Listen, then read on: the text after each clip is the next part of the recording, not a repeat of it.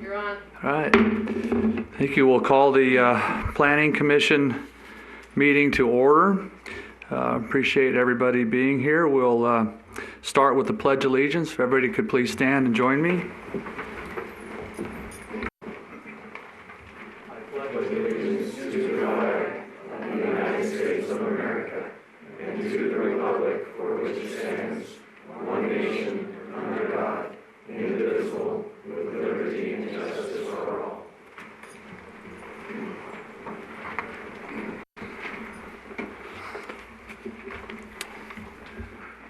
Thank you. Our first item on the agenda is public comment, but first I need to make a couple of comments on the order.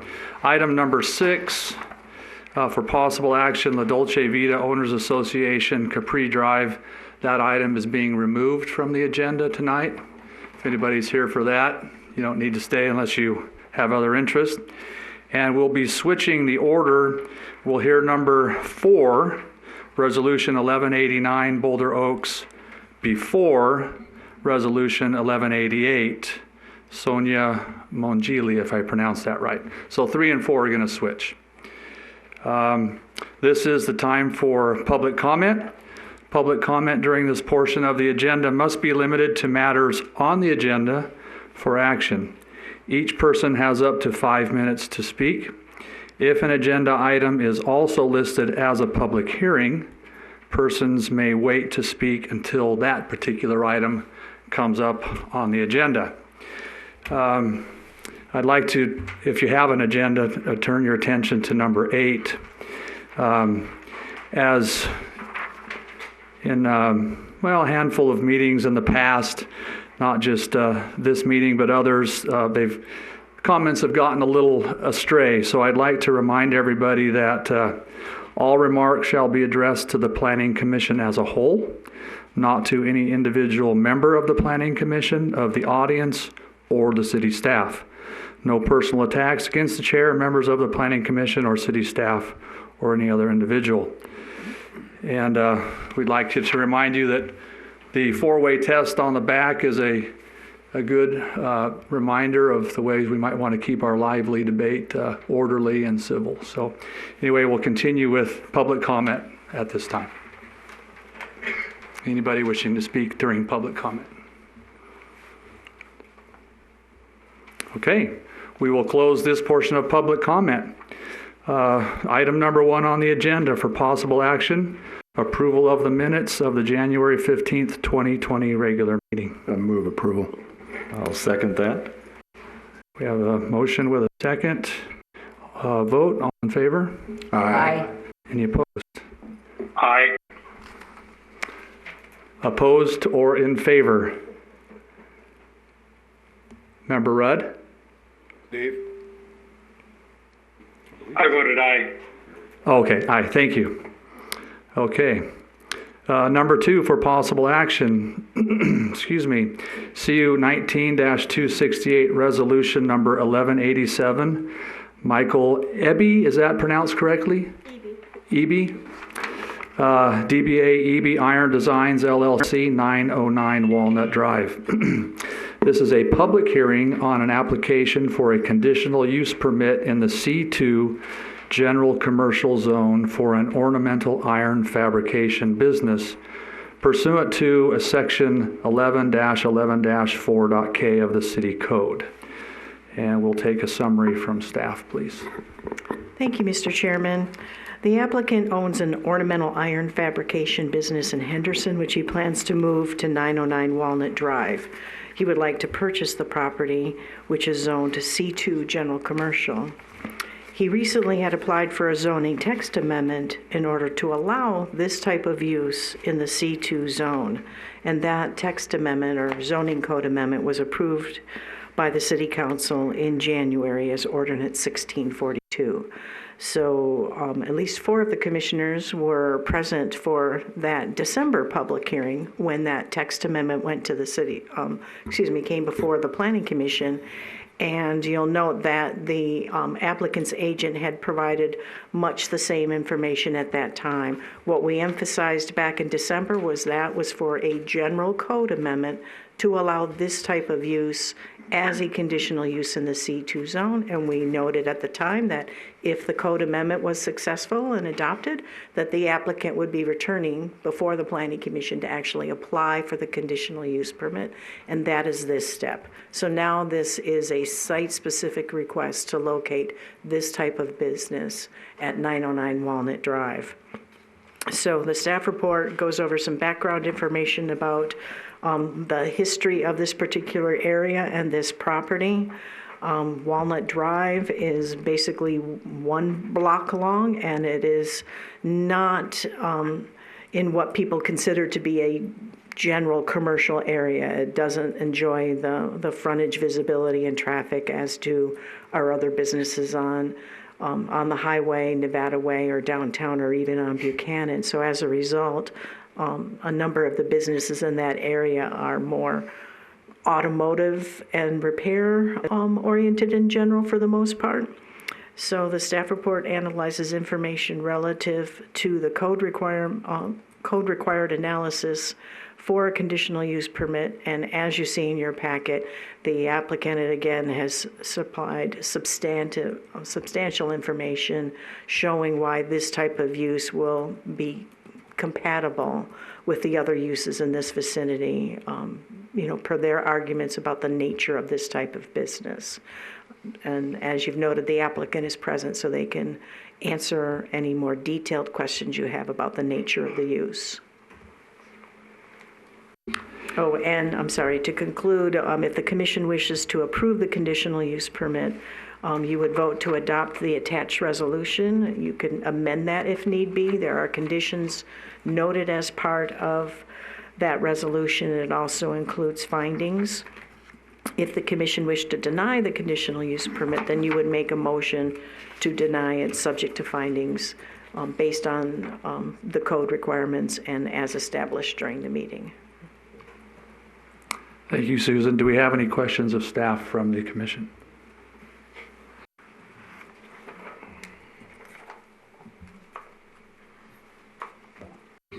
All right. The applicant is here. Please. Hi, thank you. My name is Connie Harris. I am the office administrator for EB Iron Designs and also Mike Eby's mom. I recognize a couple new faces, so let me just, if I could, just take a second to sort of review why we're here. And as Susan said, we were here in December and presented a case for a text amendment, which was unanimously approved, and went to the City Council last month, and they too unanimously approved it. We got to this point in the first place because late last year we made an offer and were in the process of purchasing the property when we realized it was zoned incorrectly for us, which everybody was very surprised about, including the seller. There's an exhibit, and I'm sure you've seen it already, Exhibit 4 in what I presented to you, and I believe this was part of the confusion, but I think it's really important to note here. It was a memorandum by then Brock Armentrout, I'm not sure I'm saying that right, who advised Mr. Williams, the gentleman who owns the property, that it was the decision of the city at that time that he could continue with his business, a boat machine repair shop, even though it was not a permitted use. That would be, by Boulder City's rules, considered a commercial business, not allowed in the C2 zone. Neither a text amendment nor a conditional use permit was required. He further stated that he could sell that property to another boat machine repair shop should he want to down the road. So by definition, really kind of a text amendment type of a rule. So in effect, since at least, I believe, 1983, this business has been operating at that location as a commercially zoned business. Our neighbors, or our would-be neighbors immediately to the north, the Urban Jungle and then FBN Construction to their north, both sought a conditional use permit to be in that neighborhood. The neighborhood really, well, and across the street, there's a large open field, I'm sure you've seen it probably, owned by the city, and I understand the fire department is thinking of expanding there. Directly across the street from 909 are the gas pumps for the police department, and immediately to their south would be the fire department. It's a neighborhood that's really suited for little else other than this type of business. It's not, certainly not a residential area, and I would say it's not even a general commercial type of a neighborhood. So with that said, let me explain who we are a little bit. We are ornamental iron manufacturing, if you aren't familiar, is kind of a horse of a different color when it comes to manufacturing. We're what's called a value-added type of manufacturing. In other words, we don't make something. There's no chemical transformation. There's no biological processing. A lot of people think that we pour iron into molds. We don't. We just do three things. We cut, bend, and weld steel. That's it. We don't paint it. We don't powder coat it. We send it out for that. The steel is completely recyclable. Everything we do is inside of a shop. So there's not an undue noise factor. There's no odor, again, because there's no paint. And I would argue, in fact, that we're probably even healthier for the environment than the boat machine repair shop, in the sense that there's no need to clean up fuel or, anything like that. We're not a retail establishment either, so there's no traffic concern where that goes. We are a 15-member, we were 14 when we started this, we're a 15-member firm. Half of us go out in the field each day. We're about 50% residential, 50% commercial, so that either home builders or people who want gates and such for their home call us. We go out, we measure, we come back and do the drawings, we build it, and then half of our staff goes out and installs those things each day. So I guess the two significant things about that really are that there's not very many of us even in a neighborhood at any one given time. And the other factor is, I think, it speaks in part to us being good for an area. Half of us are going out each and every day, buying gas, coming and going, coming back for lunch, bringing money to the community type of thing.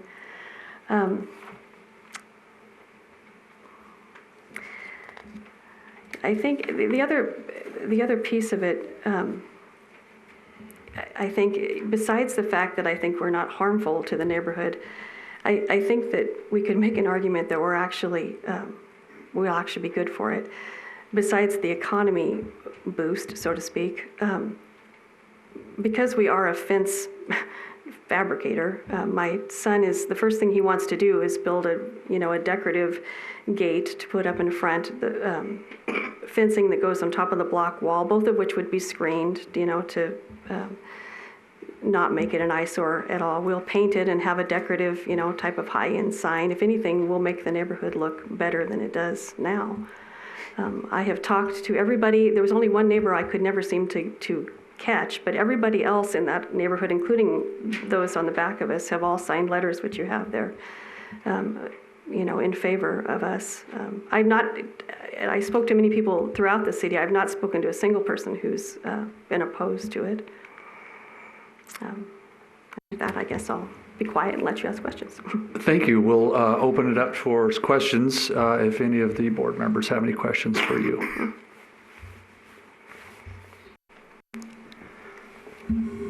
Ms. Harris, you'd mentioned that there was very little, I'll use the word environmental impact, paints, that sort of thing.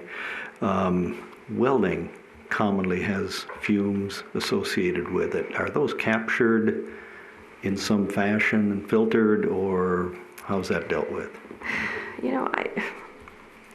I suppose there is a smell, but I honestly can't. It has so little impact, I don't even notice it. And where we are right now, and there's pictures in your thing there, there's the Craft House Brewery, there's the Las Vegas Distillery, and other commercial type of things that draw, patrons of that sort. And we're allowed to exist there because we have no effect on anything around us. I mean, you wouldn't even know there was a manufacturer there if I didn't tell you, basically. There just really is, there just really is so little impact you really wouldn't notice. Everything would be inside. in this location, just like it is for us now. Like I said, we don't paint and there's no chemical processes, so you don't have that type of a situation. All right, thank you. Attorney. I do have one question of staff, though. Just you had clarified something earlier for me, but under the code and the use permit that we're considering, at some point in the future, could they actually add painting, powder coating, anything like that? Is there anything that, from a future city standpoint, that would limit it? And I'm pleased that they're not doing anything now, but you never know to think about the future, if that could be it.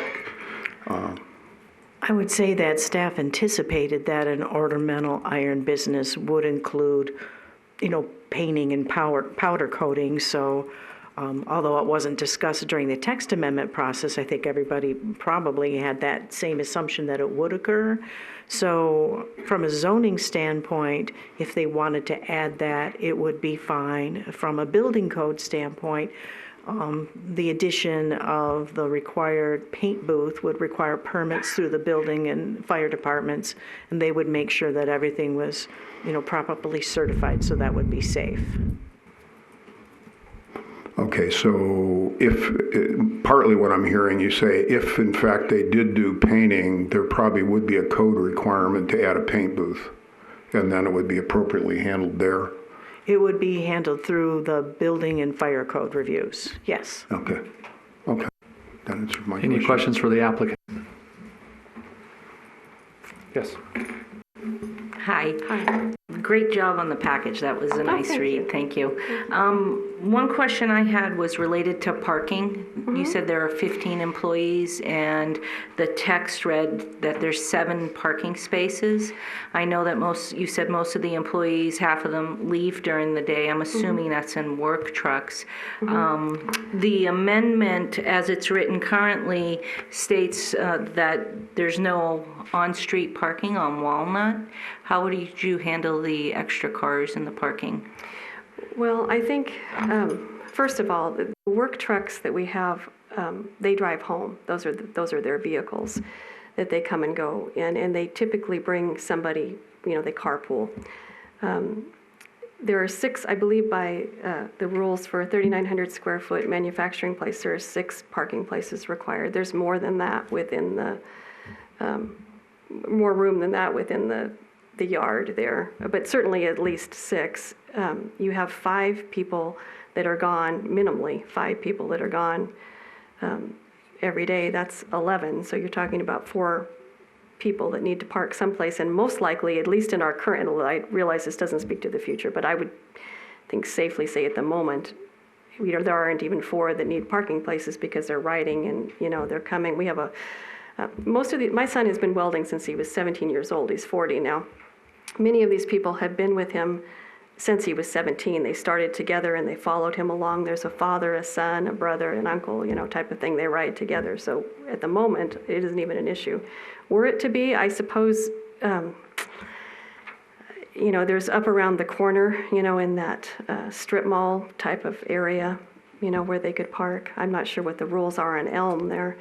If it's the same thing as Walnut, probably. I don't know. But it's such a minuscule number that I think, certainly if you were to tell us we had to ride together or something, that there were no cars, it wouldn't be an issue.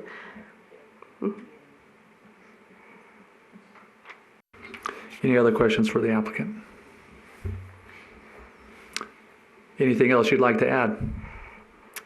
I don't think so, other than we'd very much like to come. I think we'll be good for Boulder City, and I don't think you'll be sorry. Okay, thank you very much. Thank you. Okay, as indicated by staff, we have 2 options to either adopt or deny. I'm sorry, thank you. Since this is a public hearing, is anybody here that would like to speak on this item? Okay, then we'll bring it back to the dais here to the chair. We can either approve or deny with findings. approval has findings included in it, and if we choose to deny, then we would have to make findings accordingly. So we'll bring it for discussion. Mr. Chairman, I was at that meeting in December, and I was a proponent of, I was glad that they were coming to Boulder City, another new business coming to Boulder City. I'm always a fan of that, and I even said that it made sense for their type of business to be on Walnut. So that's my stance. I think I'd echo the same thing. The business, the applicant has done an excellent job, of course, of explaining everything, and I believe some of the concerns that could come up with this type of a fabrication process, they've well addressed and or would be covered by city code. So I'd also support this and I would be willing to make a motion unless there's further comment. Unless there's further comment, we can entertain a motion. If not, Go ahead. there's a hesitation down there. That's why I'm hesitating. Do you have any comment? Yeah, the hesitation as usual. Microphone. I'm the hesitation as usual. I think, Beth, you brought up an interesting point about parking. I know it simply says on item 3 within the resolution that no business or employee vehicles should be parked or stored on Walnut Drive, but as the applicant stated, if more vehicles needed to be parked than they had parking for, they might, go around the corner to the other business to potentially be in front of the other business, and that kind of concerns me that takes away parking spaces for businesses that have kind of a lot of in and out. Would it make any sense to rewrite that item 3 that simply to the extent that parking places must be provided within the property? Or is that even a concern for the rest up here? I think we're seeking some clarity from staff on that. I think Mr. Chairman, I think in summary, the proposed use meets the city code requirements for parking. And so understandably, you can't anticipate all concerns, but it's in compliance with our codes. Well, I'd also add to that, I think condition number 3, as it's in the staff recommendation, also covers it because it says they can't park. So I'm good with that. Just wanted to bring it up. Okay, any other discussion before we get a motion? I'd make a motion to adopt the resolution with staff recommendations. I'll second. Okay, we have a motion and a second, and by staff recommendations, you mean the language written Yes. on Resolution 1187, is that correct? That is correct. Okay. Any further discussion before we take a vote? All right, on the motion, Resolution 1187, motion and a second, all in favor? Aye. Aye. Aye. Any opposed? All right, the resolution 1187 passes. Thank you very much. Thank you. Okay, item number 4, taking those 2, 3, and 4 out of order. For possible action, AM 20-346, resolution number 1189, Boulder Oaks Community Association. A public hearing and recommendation, now this is a public hearing and recommendation to City Council on a proposed amendment to Title 11, Chapter 8 of the City Code to allow permanent accessory buildings and structures on RV lots. Thank you, Mr. Chairman. There are currently 2 RV parks in Boulder City. One of them, the older park at Canyon Trail, RV Park at 1200 Industrial, is what you would call a traditional RV park that our code was designed for. Well, a single property, with one owner and a full-time on-site manager, and all of the RV spaces are rental spaces.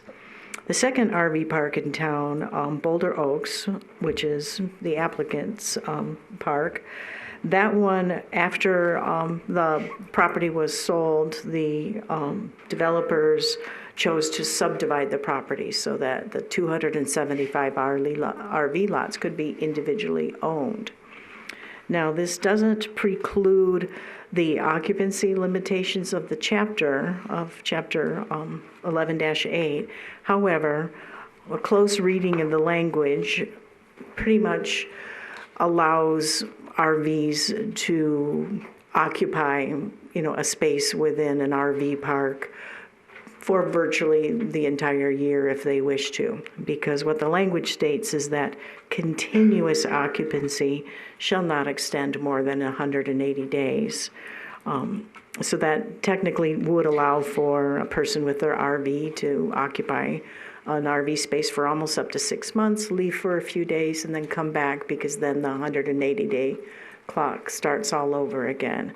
And for reference, there was an attempt many, many years ago, actually 2 attempts by the city, to clean up the language in this code and to address that occupancy issue and make it more strict.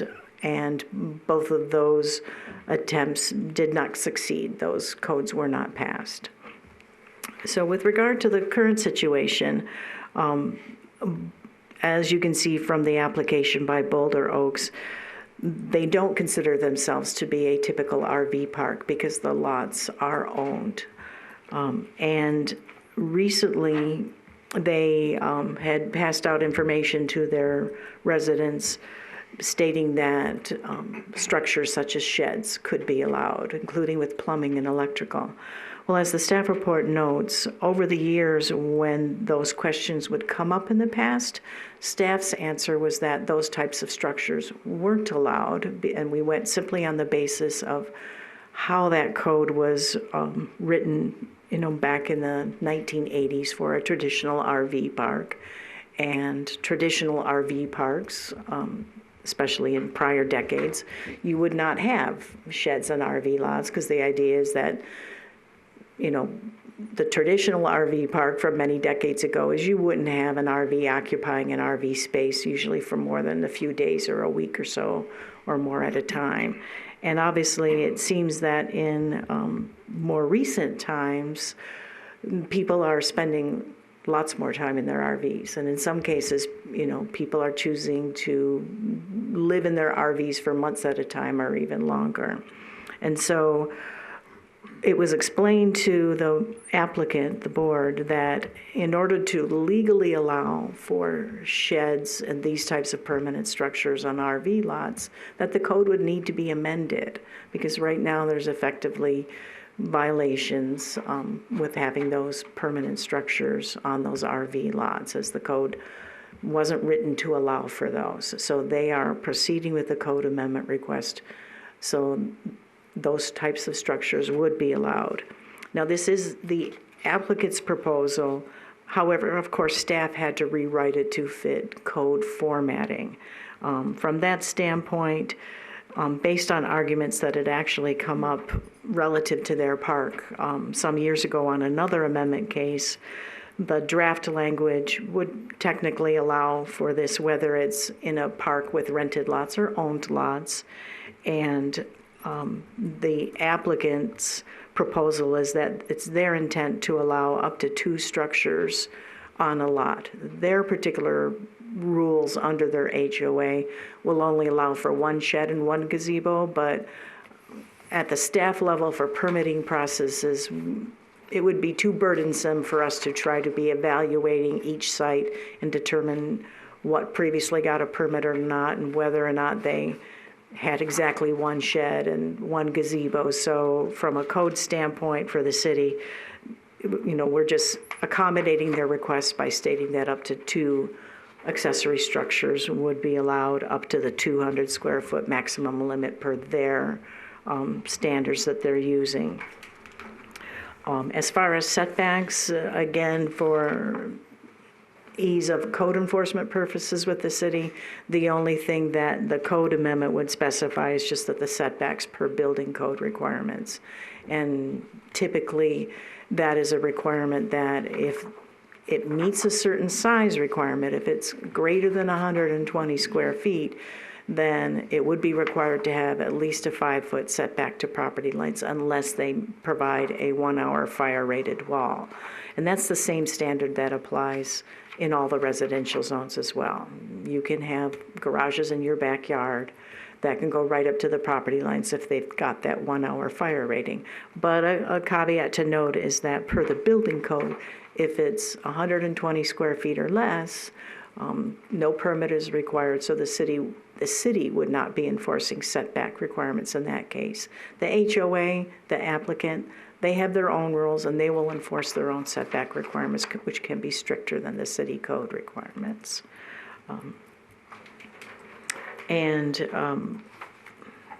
We've got a note in the staff report that while their justification mentions potentially removing this development from the RV zone and that they should be able to enjoy similar rights as other residential property owners, those changes would be far more complex zoning matters that would be rather difficult to address at this time. This current amendment request would simply allow for the types of structures that the owners have already been adding to their lots.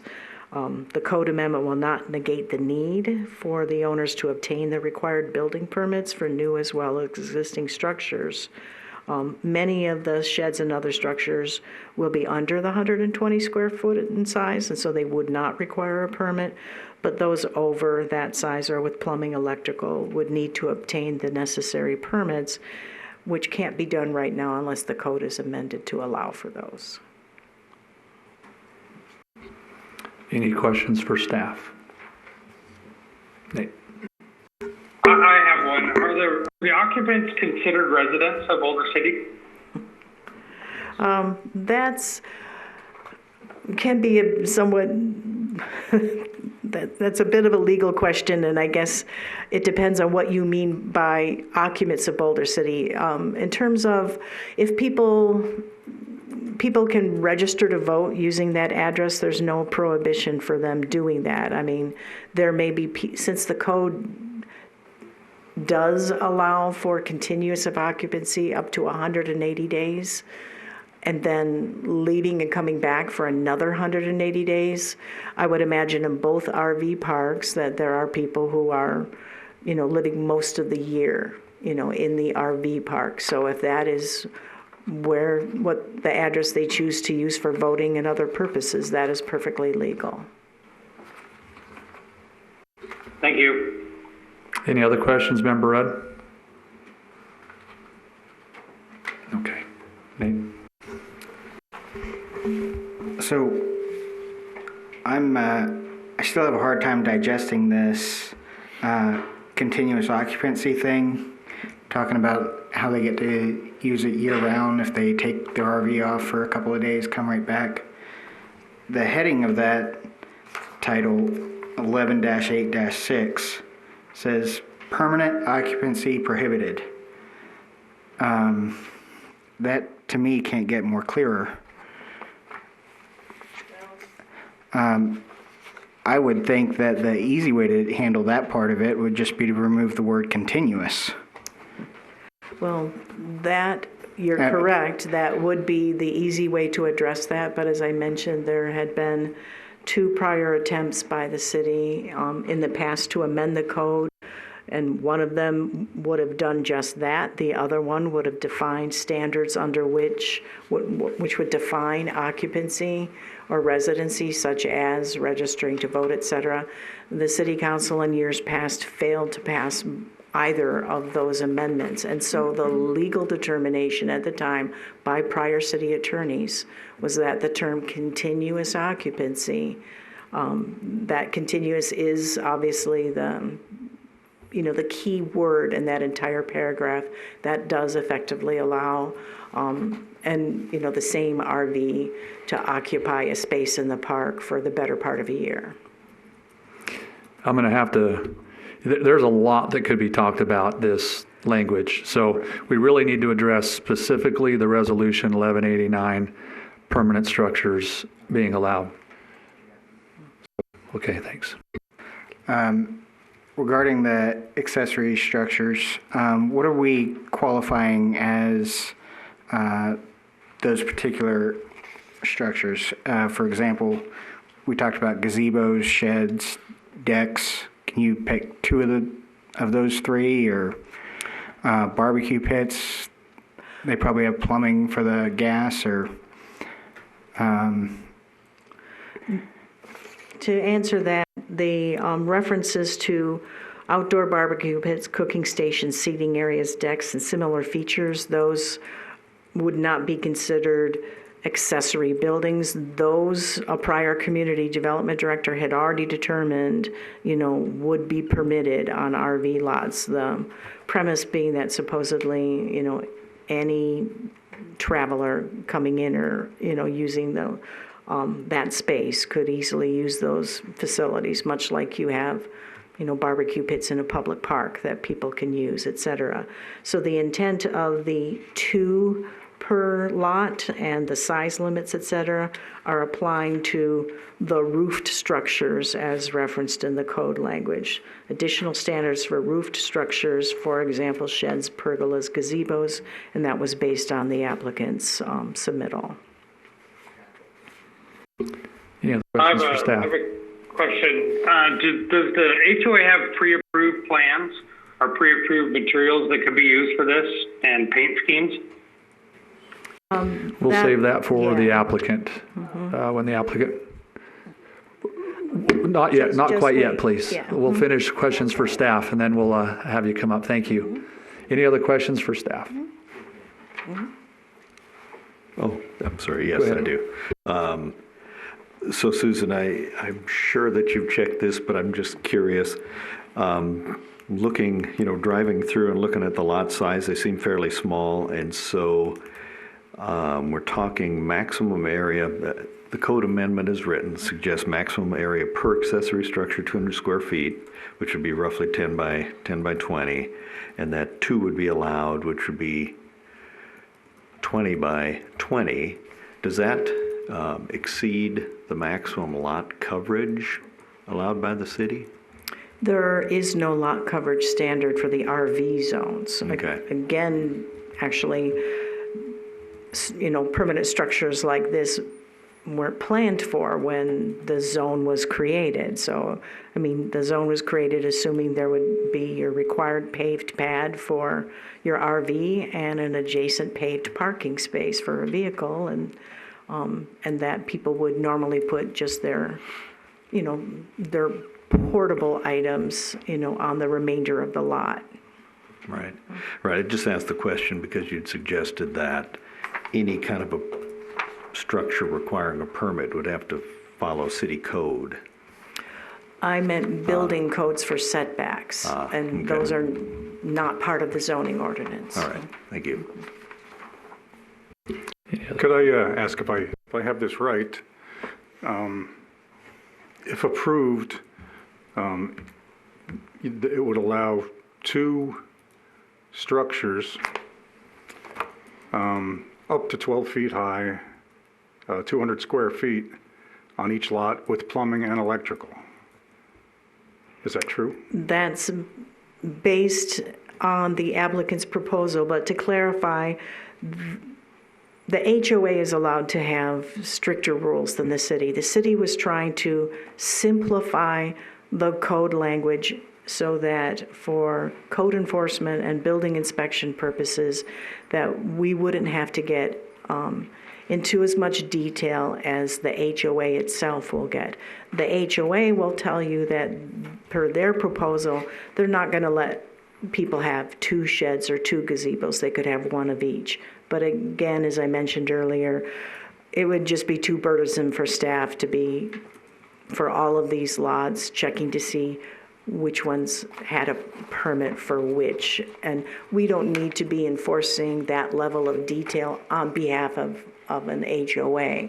So therefore, the draft city code language was meant to be as simple as possible in terms of staff permitting and code enforcement, while still accommodating the basic needs of what the applicant is requesting, because it is their proposal. So we're walking that line here between presenting an amendment that will serve their needs, but also not overly burden the city with regard to permit issues and code enforcement.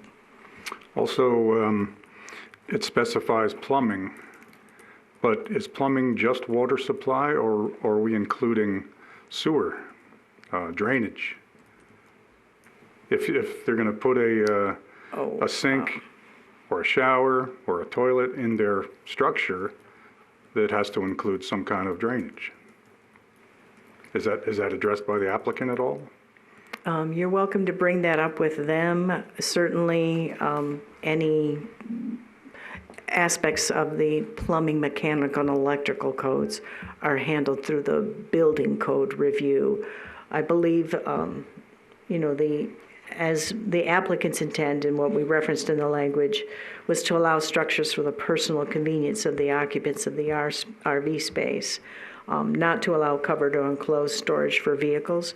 However, you brought up a good point regarding plumbing in terms of would that allow for a bathroom? And you might want to ask the applicant that, and if that's something that if the commission wanted to recommend changes to the draft code, either to specify something is allowed or prohibited, the commission is welcome to make any proposed recommended amendments with your recommendation to the city council.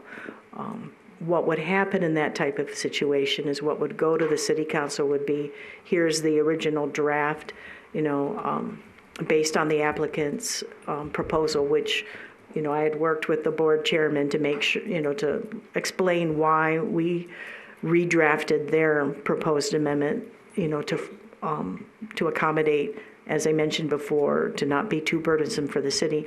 And they're okay with this version of the amendment.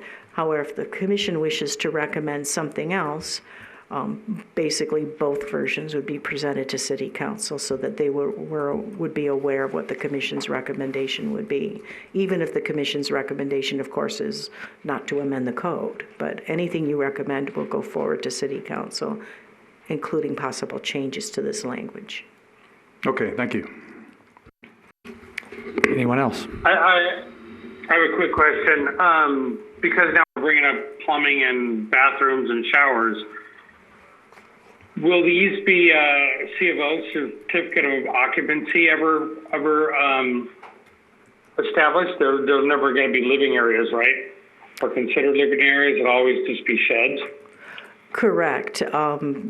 Basically, the city issues two different types of final approval. Certificate of occupancy is meant for dwelling spaces, where certificates of completion are issued for structures such as sheds and garages. Thank you. Any additional questions for staff? Yeah. There it is. When I was looking at the memorandum that was originally done on the original interpretation, there was, under non-permitted uses, they were pretty specific as to attached decks or patios or deck or patio covers attached or otherwise affixed to the recreational vehicle. The current language doesn't really talk to any of these structures if they had to be attached or if they had to be attached. And I guess where what I want to make sure of, it's implied with that language that if it was not attached, that you could have it. And since we're using typical language of sheds, pergolas, gazebos, a cover could be a deck cover. If the deck cover was independent, like a gazebo or whatever, would that be allowed? So I guess where I'm trying to get to is, aside from a pergola or a gazebo, which is a lattice work structure, freestanding, would a patio cover that was freestanding be allowed? Well, basically, I may not be quite understanding what you're getting at, but I believe, in my opinion, a freestanding patio cover just simply might have a solid roof instead of a lattice roof like a pergola.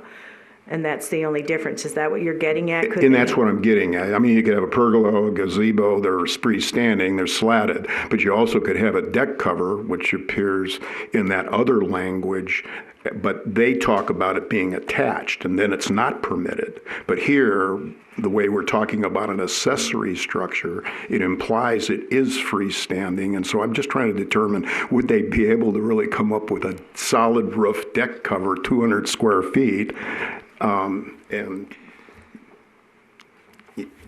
would they be able to do that? When you were referencing deck covers and what is not allowed to be attached, are you referencing code language or Brock I'm Armstrong's memo? referring to the interpretation that was done back in December of 2010 that talked to, and I think was the basis for a lot of what we're doing here. I don't know if that still applies. This may be totally out of it, but it seems to be referenced, and it was an interpretation and a definition provided by city back then. So I'm just trying to make sure that language was pretty clear. It said you're not permitted to have a deck or patio cover that's attached or otherwise affixed to the vehicle. We're not talking about affixed or... No, because the only thing the code language would allow, accessory structures are by definition detached. I'm in sync, but what I want to make sure is, would that, the language allow for a deck cover of a solid nature? We're not specific on that. Well, if you basically mean a freestanding patio cover with a solid roof, the answer would be yes. We wouldn't care whether the roof is lattice or solid, because a shed would have a solid roof. Because then that would be a natural carport area. It'd be stretched. It's just what we're doing is we imply it not allowed to be covered or enclosed for storage of vehicles or garages. But as soon as you put a cover up there, and if it's accessible to the street, you're not going to enforce it once it's done. So I guess how critical is it, or should we be considered in the language a restriction on that or not? I think again, address that Mr. Chairman, that's up to the Planning Commission to clarify. Thank you, yeah. Thank you for your question. Any other questions of staff? Okay, the applicant, I presume, is here. If you would like to come forward, and we'll let you start with an explanation if you have one, and then I'm sure we have some questions for you. Okay, Please state your name for the... Is that working? There we go. I'm Nancy Hoffman, and I'm president of our board at Boulder Oaks Community Association. It's an HOA, like Susan has mentioned, and we do have very, very strict rules. And I want to compliment Susan on how well she has worked with us and really helped us through this process. She understands, and maybe it's not coming out on paper the way we thought it would look, but just to give you an idea, our community has it's actually 277 lots, but 275 of those are RV lots.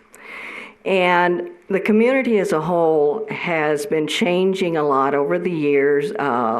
This code was put into place in the 80s, as you all know, and Boulder Oaks Community Association is much different, like Susan said, than a normal RV park. And the other thing that makes us even more different is we are an HOA, and we have to abide by the rules, and the board is very strict. We have an architectural and landscaping committee. They are tasked with approving every type of structure that goes up. They work with the lot owner when they want to do a structure of any kind. And based on, to give you an idea of what we're wanting in our RV resort, is the ability to have pergolas, gazebos, and the sheds. I understand the comments about lot size, that some are concerned on that, but believe it or not, it's amazing how much more lot size you have there than you really understand. And these numbers that you're looking at in this document, that like the 200 square feet for an accessory structure such as pergola, let's say, that we can still do those with at least a 20-foot setback, and that's what our HOA is requiring, a 20-foot setback from the entrance of your property. You can't go, so that also alleviates the problem. We don't want any kind of carports. We don't want any garages. We're very specific on that. And everything has to meet our standards. The question was asked earlier about colors. Do we have colors? Yes, we have strict colors. We have strict guidelines of everything that we do. And by the way, the people that serve on our architectural and landscaping committee are those with good construction background, so they know what they're looking at. And again, we're not going to let any fly-by-night looking shed or anything else come in there. We want to improve the quality of life, whether you're there, 1 month, 6 months. We have mostly longer term, at least up to 6 months, 3 to 6 months in many cases. Some stay a lot longer than that. But we all know the quality of life around here in the summertime, because some do need to be around here in the summertime, in our heat and everything that we have. That's the reason, one of the reasons we're going for these covered sheltered areas. And by the way, nothing is allowed to be attached to the RV in any way, shape, or form. We are adamant on that. We are very strict, and again, we monitor when somebody is doing their construction work. Our team on the committee, they carefully go through it and make sure they're doing everything properly. And so I just want to assure you, we're not looking to put up something that's going to be an embarrassment to Boulder City. We're looking to make our place much, much nicer. I don't know if you've been out there and looked, but our property is looking very nice. We keep upgrading it all the time. Property values out there, in case you didn't realize, they are really going up a lot.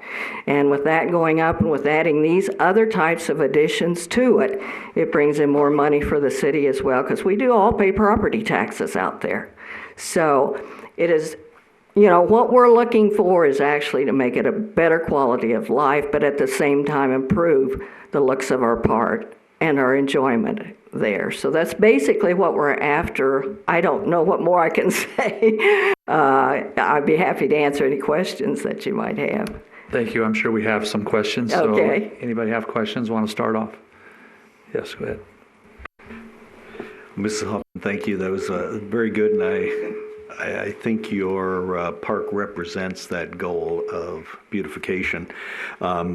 Just based on some of the questions that I've heard here from the rest of the commissioners, though it would seem unlikely with a building up to 200 square foot, that could be roughly 14 by 14 feet, which would be very small for what I'm going to suggest, but I'm assuming the HOA would not allow a building such as that, or one of these accessory buildings, to be turned into a living quarters. Absolutely not. And I'm glad you brought that up. I forgot to mention that. No, our rules are very strict on that.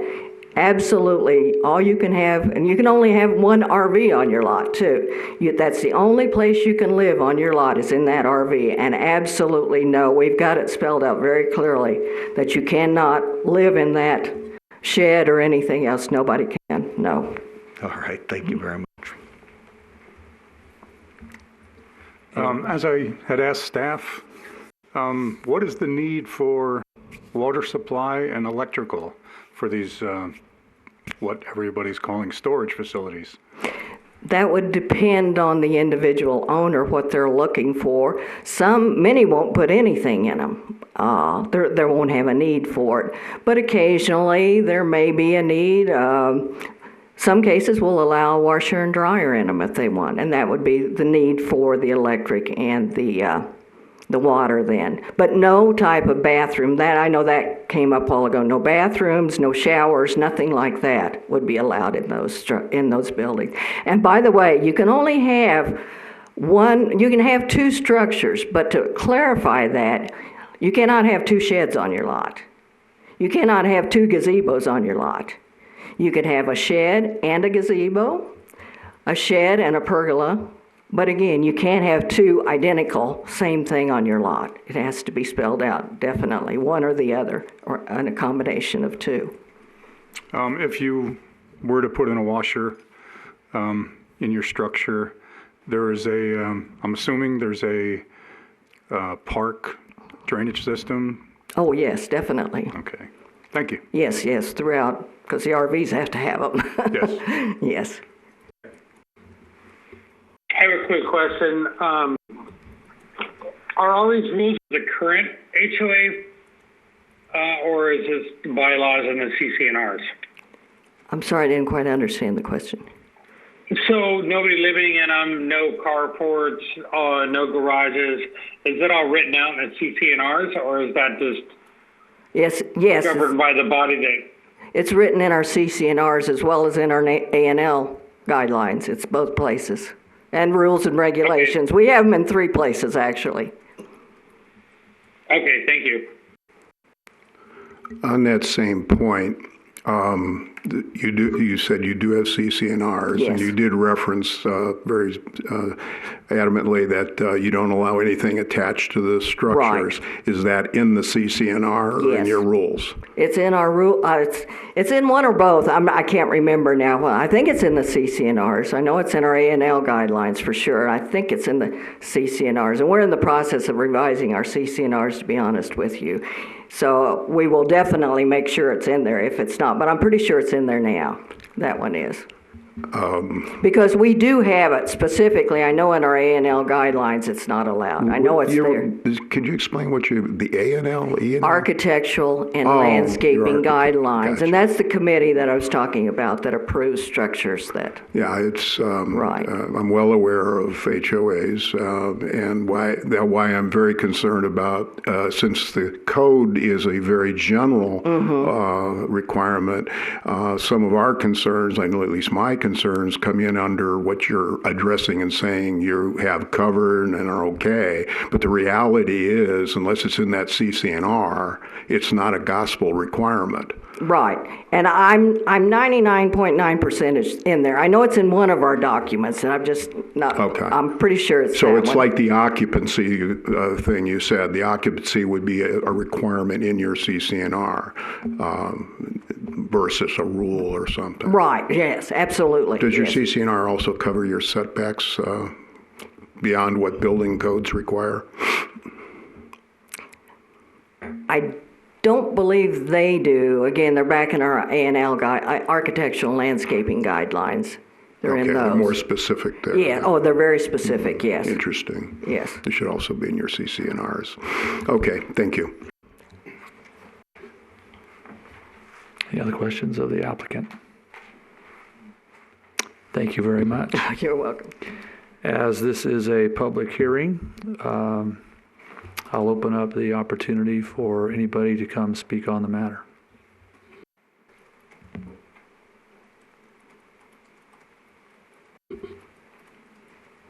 Nobody? Fair enough. Okay. We'll close this portion of the public hearing on this particular resolution. Any other questions of staff before we bring it back here? All right. Well, if we have any clarifying comments, or we can entertain a motion. Mr. Chairman, maybe Yes, sir. this would be a good opportunity for staff to reiterate the options for the commission tonight. Please. As noted, if the commission is in supportive of the proposed text amendment, and again, this is a recommendation only to the City Council, you could vote to adopt Resolution 1189. You can make any amendments with that motion, if you think the language should be changed in any way. And that resolution includes findings, but again, you can also amend those and add to them. If the commission would prefer to not recommend approval of the text amendment, you would need to make a motion recommending denial of the proposed text amendment, subject to findings that you would establish, with that motion, based on the discussion tonight and the code. Thank you. Any discussion? Nate? Mr. Chairman, one of the things that I did during my research on this was I've actually got a client that was looking in this neighborhood, and he was weighing options about where he was going to buy in different parts of the country, because that's all he does is RV. And so when I saw this come up, I called him and I was like, hey, what do other areas do in their RV parks? Do they see accessory structures like this? And he broke it down into basically, we've got two types of parks in Boulder City, and it's very common that there's parks that own their own lots and parks that don't. And the ones that do, it's very uncommon to not have accessory structures in other parts of the country. So we're kind of a sore thumb. And I could go either way on this. I'm not married to one way or the other on a decision. But it seems like this is an acceptable use of this land to amend the code this way. So. Any other comments? I think I kind of see this as Nate does. It's not something that, I'm dying to pass, but I don't really have any objection to it either. But looking at the text amendment, I think I would like to perhaps see just some additional constraint in the sense of, and while, as Mrs. Hoffman points out, the HOA's governing rules indicate no living quarters, I think it might be easy to add no auxiliary. It says the intent within item D of the text amendment at the very end. It says the intent is to allow structures for personal convenience of the occupants of the RV space, but not to allow covered or enclosed storage for vehicles, in parentheses, garages or carports. One could put a comma there, or additional living quarters, just to put a pin in it. That could be included in a motion if somebody chooses to give us one. Thank you for the comment. Any other comments? I guess I would just, before we make a motion, perhaps hear what the rest of the commission might feel on something of that nature. I think along the same line, and maybe it's in that, whether it's the same sentence or a separate one, I'd like to see where we talk about not allow covered or enclosed storage for vehicles, stating that it's attached or detached, so that there's no misunderstanding as to any structure that's there has to, really has to be freestanding. But the other thing, and while I'm okay with two structures, I did like what she said about they only allow one of each type. There's not a combination of two, so that you don't end up with two large gazebos, or you don't end up with two large pergolas. It's, as she said, it's a shed and a pergola. So perhaps a clarification on item 3 to, say of two different types would be allowed. Something like that. Again, I'm bringing it up. We could put that into a motion if there's any other thoughts, or we can put it in a motion. Hi, one additional thought. One of the things when I was reading through the material that I wanted to make sure I stayed focused on is this zoning amendment applies to both RV parks. And so although this particular RV park has a strict HOA rules, really when we're thinking about it, I think it's important, and I like the two additions that were talked about, so that we make sure that it's just about this amendment as it applies to this zoning, and not consider what the current rules of that HOA are. But I'm not opposed to it with some amendments. Thank you. Any comments? Member Rudd, do you have any comments from the telephone land? No, I think everybody covered everything that I needed to know. Okay.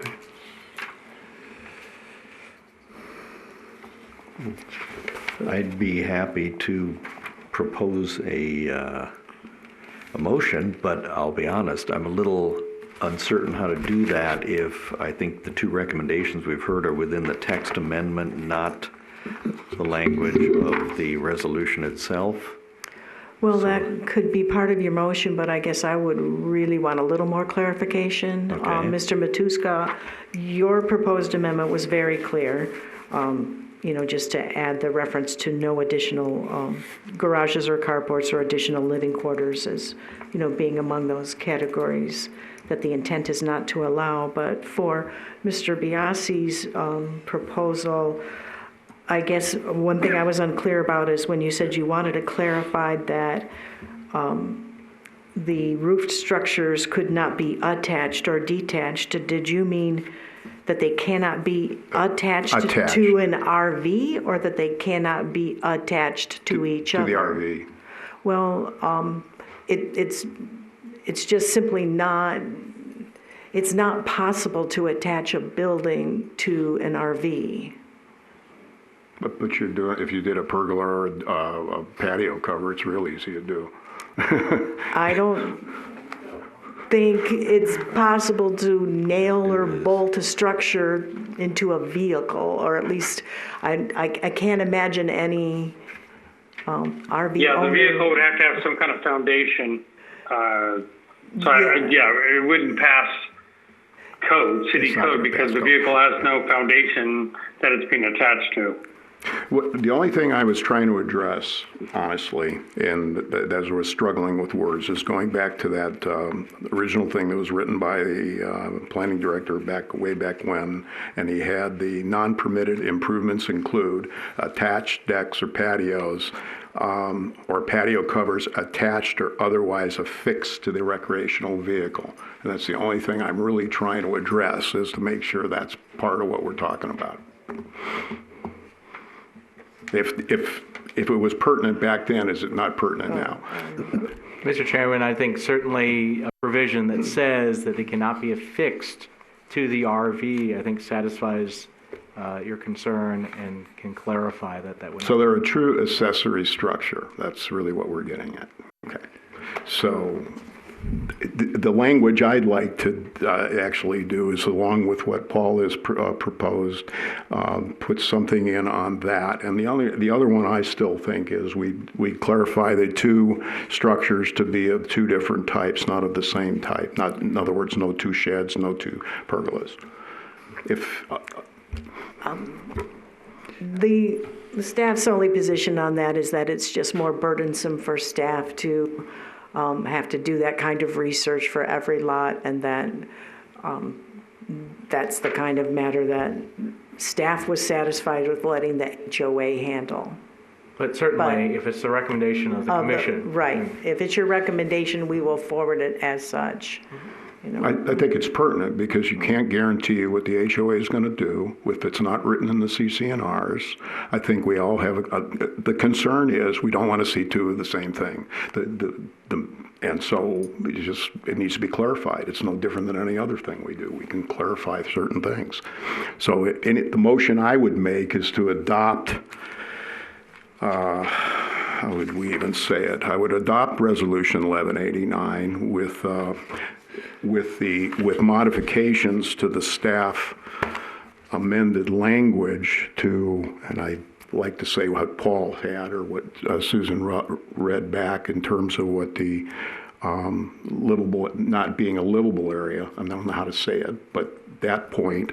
The second is the no covered, that same sentence, but nothing affixed.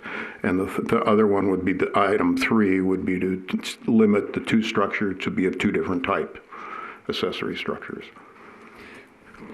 So we have an emotion. We need a second. Yeah, well, that wasn't to really a try and, motion, I don't think so. What do you have to say there, Mr. Should we do a motion to approve it as it is? And if it is denied, then we do a motion to do it with an amendment? I think we still have some discussion to be had. I have a couple comments on this. that as was stated by the representative of the HOA, the CCNRs are in the process of being revised right now.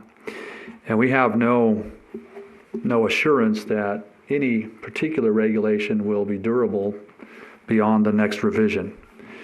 And so it's really hard for us to depend on, even though CCNRs are very enforceable, they're also very changeable based on the HOA.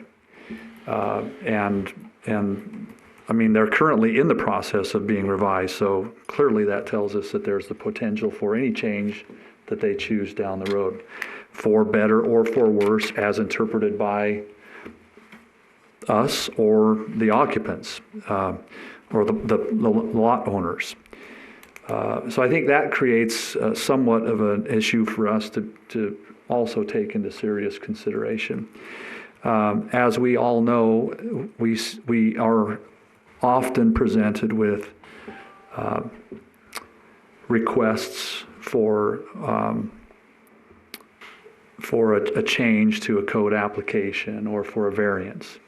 And my guess is it's not going to be too long before we have a variance before us asking for, well, if I can have two, can I have one that's twice the size? Or in some other shape or manner that is in a variation to what the code would say, which is very general, or their CCNRs probably wouldn't allow that. But I don't know, I think there's potential for more confusion than clarity, particularly with the nature of the zoning. Which isn't before us in this particular application, so I don't want to go there. But I think there's some serious things that we need to consider here that are not just on the surface. And I get that staff can enforce every little detail.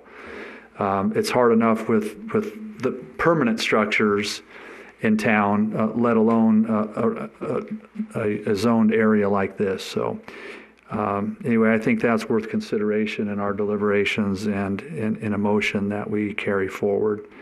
And I wanted to just add those comments to those of the group already. And I'll leave it at that for additional comments or a motion. One other potential thought might be if we have a concern about two of the same and we don't want to burden the staff, we could change that to one. Not that I'm for that, I'm just, that's another option in terms of thinking about this. One structure instead of two.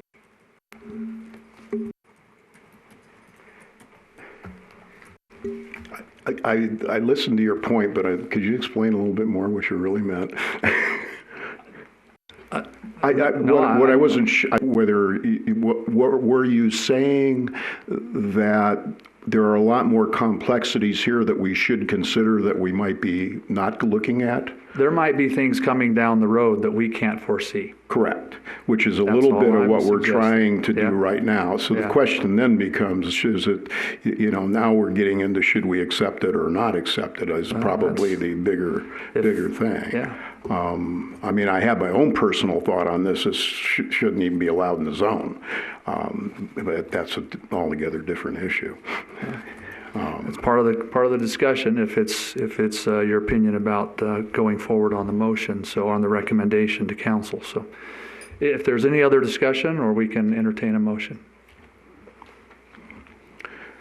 Well, I have the motion on, as I think, on the table. So I guess we need a clarification of that. Okay. Well then. Okay, in other words, you want me to restate it? As a motion. Okay, so the motion would be per the resolution, whichever we're talking about, with a draft text amendment or the draft language amended in the paragraph D, first sentence, or the first part, to add the limitation on living quarters. Is that the words or something to that effect? Auxiliary living quarters. Yes. And then the other would be to, when we state covered or enclosed storage, that it be not affixed to the RV. because you can always figure out how to do it. And the third would be the limit to 2 structures of 2 different types, I guess is the way I'd put it, of 2 different accessory structure types. That would be. So those 3 additions. Those 3. Did you get those 3? Okay. Yeah. So we have a motion on the floor. I'll second that motion. Okay, we have a motion and a second. Further discussion? Any additional discussion?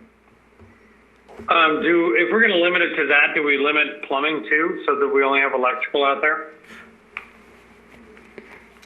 We'll have to ask the person that gave us the motion if they're willing to accept an amendment to the motion.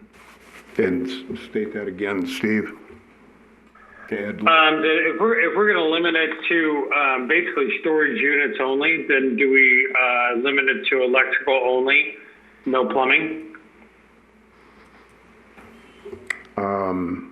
I would actually entertain the thought of adding plumbing, but I'd rather see it restricted to things like washing machines, which do make perfectly good sense. However, we're getting very specific in a very hot top-level code, and that's where this is falling apart. So what I'm hearing is that you're not accepting the additional language to your motion. Is that correct? I'll accept it. You want to accept the additional? No. Okay, so thank you for your comment, Mr. Rudd. We're going to have to continue our discussion and take a vote on the motion that's on the floor with a second. Any other discussion? Okay, I'll call for a vote. So the motion is on the floor for Resolution 1189, Boulder Oaks Community Association, a recommendation to the City Council on the proposed amendment to Title 11, Chapter 8, with the staff language, with the 3 additions that were added. No permanent dwelling. Tell me what they were. Not affixed, Not that the affixed. structures could not be affixed to an RV, and that not more than one of any type be allowed. One of any kind. Okay, all in favor? Aye. Aye. Aye. And all opposed? Nay. Nay. Nay. I We did. had- Were there 3 of So there were each? 3, yeah, so did we have Who somebody didn't not vote? Who did not vote? A yay? Who? Yeah. And then Steve said aye, right? Okay. Oh, wait, Yeah, I said aye. As Bonner, Walton, and DeTeresa is nay. it's nay. Okay, so Matusko was an aye. Okay, I did not hear you, Paul, so, You were in unison, okay. harmony over there. Okay, therefore, the motion for the recommendation of City Council carries. Thank you. Number 3, for possible action, AM 19-341, Resolution 1188. And if I'm pronouncing your name wrong, please correct it. Sonia Mongili? Correct. Okay, thank you. A public hearing and recommendation to the City Council on a proposed amendment to Title 11, Chapter 8 of the City Code to allow up to 2 permanent residences in an RV park. Staff.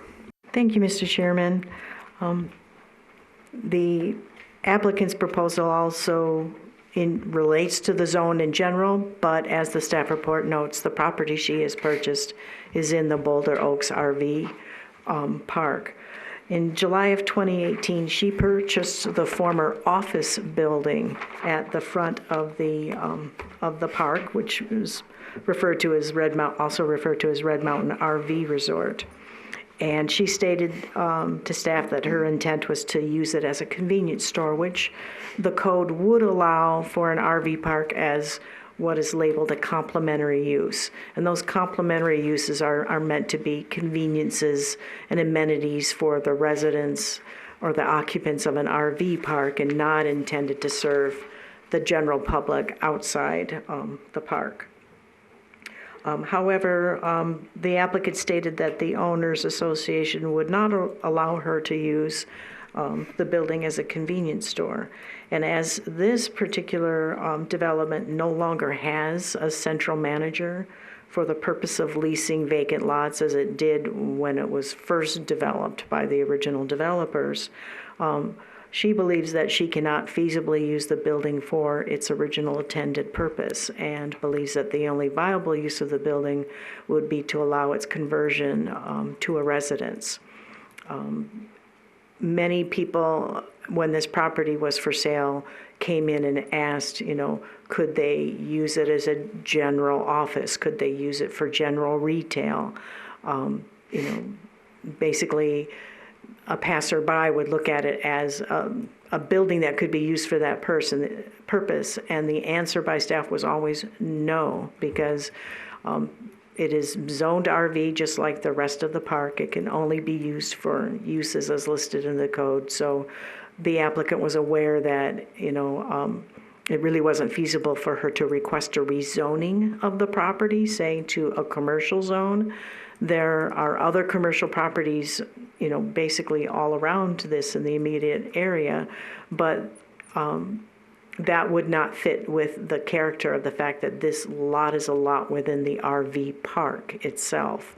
And it wouldn't make sense to take a lot at the front of the subdivision and have that one lot be zoned differently than the rest of the park, especially since the lot, even though it's not an RV lot, is still subject to the rest of the development's CC&R's rules and regulations and everything else. Therefore, the applicant is requesting a code amendment to be able to allow the conversion of the building to a residence. And as noted in the staff report, there was, other history related to a similar request to this. A few years ago, the couple that had bought the business aspect from the original developers, they built a permanent home on the adjacent lot, and it was the determination of the city attorney at the time that it qualified as a caretaker's residence that the code does allow as a permanent dwelling within the RV zone. However, when the owners of that house, determined that they were not able to operate a business anymore in the community, they wanted to sell the house, but the code language at the time said that the permanent dwelling in an RV zone could only be occupied by the full-time manager of a park. Their argument was that there was no, manager of this particular park, as has already been discussed, not a typical rental RV park. And so they requested and received, a code amendment so that that house could be occupied by somebody who is not a manager of the park. And so the applicant, is attempting a similar code amendment request, which would allow the office building to be converted to a residence, which would also not have to be occupied by a manager of the park. Again, when that prior code amendment was in process, one of the arguments actually made by the board at the time, or at least their attorney, was that the code should not be discriminatory and treat one park differently than another park. And so the draft language for this code amendment could address both types of parks. And it's not necessarily inconsistent for a rental RV park because the code already allows for permanent occupancy by an assistant manager as well as a full-time manager. It's just that the code language, if this were approved, would allow that to be a permanent dwelling rather than just an RV. So I apologize that these matters can get rather sticky and technical in the language and the history and somewhat complex. So I'll leave my summary at that and will attempt to answer your questions. Questions for staff? Anybody? So, despite the fact that we have no, what did I say on that heading? I can't even find that paper anymore. Despite the fact that that heading says no permanent occupancy or whatever that order that word is. If we turn this into a residence, somebody can live there year round. Well, the code already does allow exceptions to the permanent occupancy for managers. That's how it was originally written. The code language was amended a few years ago based on the other applicants so that the permanent dwelling that was already allowed for a manager could be occupied by somebody who wasn't a manager. So the code as written allows permanent occupancy effectively for a manager and an assistant manager. It was just modified so that in a park where the lots were owned, that the one house that the code allows for would not have to be occupied by a manager of the park. But yes, it would allow for full-time occupancy, which is what happened. You know, the prior owners were able to sell that home and somebody lives in it full-time, as you would expect for a permanently built dwelling. If we approve this, will it still have to be approved by the HOA? That is staff's understanding, yes. This is, the code amendment only affects the cities, what we can permit. And so if the code is amended and the applicant applies for a building permit to convert the building, the city would be obligated to approve that conversion as long as the plans conform to code. But I'm certain the lot being part of the subdivision is still subject to the CC&Rs for the park, but as the board representatives are still here, you'd have to see if they would weigh in on what their CC&Rs would or would not allow, but that is not necessarily a matter for the commission's concern.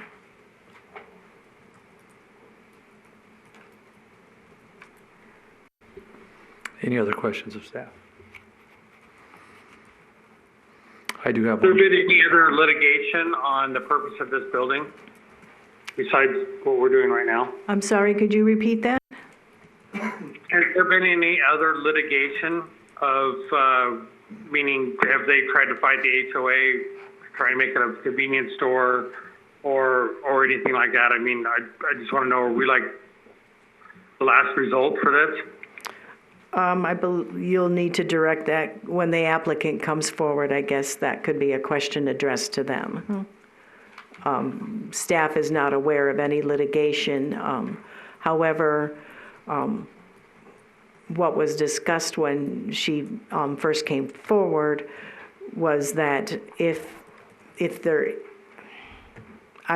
staff will qualify that we are not attorneys, but one of the things that is looked at, if there is, a legal dispute between parties, is did they pursue all available remedies? Let me just emphasize, we're not attorneys, Yeah. so.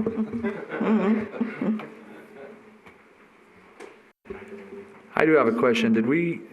Do we have confirmation that indeed the HOA is not going to allow the requested use, which was originally the convenience store? I think, Mr. Chairman, with both parties here, that's an appropriate question to ask the applicant as well as the representative of the HOA. Fair enough. Any other questions for staff? Mr. Chairman, I have one question. And I guess I'm just trying to kind of make sure I understand the summary of the history, so that there are currently two or more permanent buildings, but one is a caretaker's residence, right? That was built as such, and then we have this building. Does the applicant own both? No, and to be clear, there are other permanent buildings in the resort. There's a clubhouse with a pool. There are laundry and restroom buildings through the park. So it's not as if permanent buildings aren't allowed. It's just that the code was originally written to allow only one permanent dwelling for a full-time manager of the park. So that part has already been amended once, so that that one dwelling would not have to be occupied by a manager. And no, the applicant, in this case, she only bought the office building. Thank you.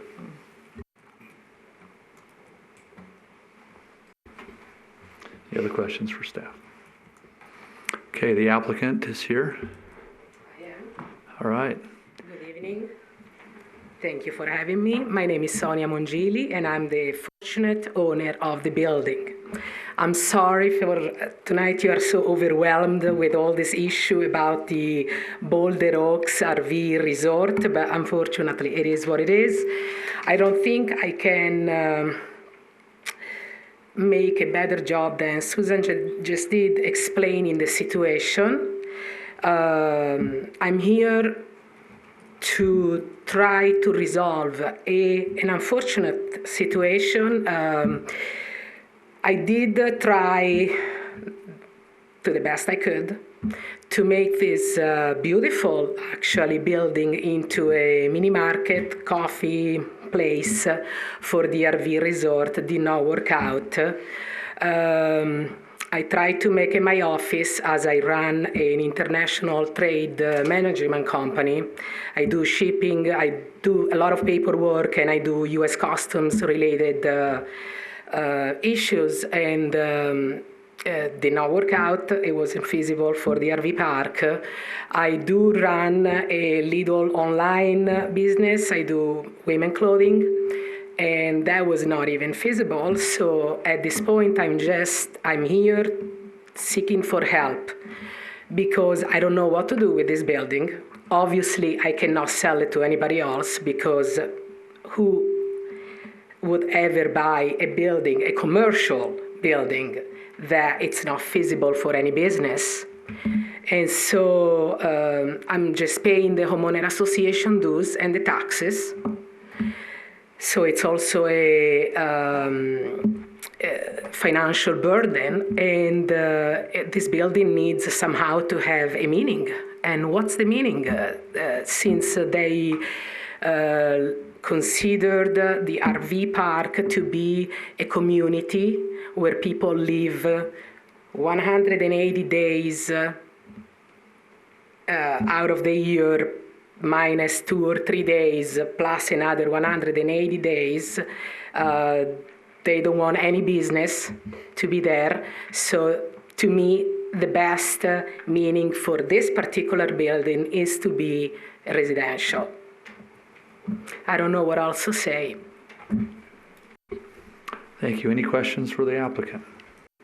Yeah, I do. Obviously, you would have to convert, you want to make this a home, a living dwelling, right? Yes, sir. And so you'd have to spend money, obviously, to do that because the building isn't set up that way now. It actually is. Because, well, it's not exactly set up as a house, but this particular building, the previous owner did a great job in the layout of the building with a bathroom that is also ADA, because of course the building is commercial and has a little kitchen. So with few other updates, it will be perfectly livable. I guess where I was going to go with that, since you would have to do some modifications, have you considered other uses of the building that would be consistent with that zoning? So, for example, could you make it into an RV storage building? Could you make it into an RV, a yurt? I don't know. There's different things that are related to RVs that might fit within that. Well, not much, because everything was denied, and when I asked what they were willing to see into that building, the answer was nothing. I have a question for you. When you reviewed the CC&Rs before purchasing, did it state anywhere that you could not have a convenience store, you could not use it for any other use? Or are these things that the board just decided you couldn't do? Well, I didn't actually review the CCNRs. Is unfortunately overwhelming to understand all that language. So, but to my understanding, it wasn't that prohibited to have a mini market.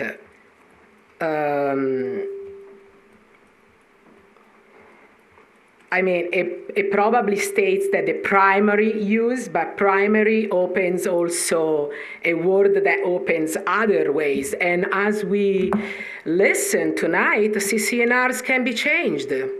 It's just a matter of communication and trying to resolve in a nice way a situation so that someone like me doesn't have to sit on something that has doesn't produce anything.